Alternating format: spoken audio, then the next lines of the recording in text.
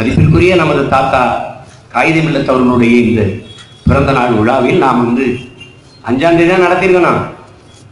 நமக்கு எப்போ உரிய நேரத்தில் நடத்த மாட்டாங்க. அம்பேத்கர் பிறந்த நினைவு தினத்துக்கு ஒரு கூட்டம் நடத்துக்கங்க, அடுத்த அம்பேத்கர் நினைவு தான் கொடுப்பாங்க. இது ஒரு அரசு.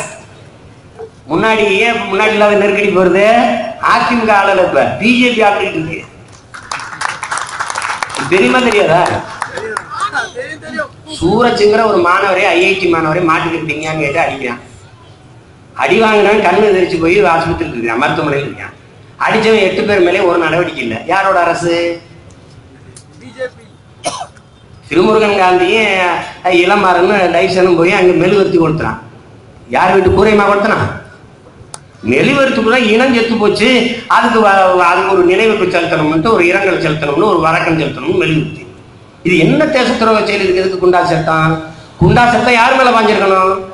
படிக்கிற மாணவனை 8 பேர் சேர்ந்து அடிச்சாம்பாரு, அவன் மேல பாஞ்சிருக்கணும். அவன் மேல பாயாம அமைதியான முறையில் வணக்கம் செலுத்தணும் பாயுதுனா யாருடைய ஆட்சி? இது நுட்பமாக கவனிச்சுக்கணும். தலைமைச் செயலாளர் அம்மா கிரிஜா வைத்தியநாதன் கையெழுத்து போடாம குண்டா சட்டம் பாய்ச்ச முடியாது. கிரிஜா வைத்தியநாதன் யார் போட்டது? யாருடைய ஆளு? நீ நுட்பமாக கவனிச்சுக்கணும். எப்போ நம்ம போராட்டத்துக்கு கொடி கட்டும் போது ஜெயலலிதா இருக்கும் போதே தடை வராதது இப்ப வருதுன்னா காரணம் என்ன? ஆடுறது பிஜேபி. பிஜேபியின் முதல் எதிரி யாரு?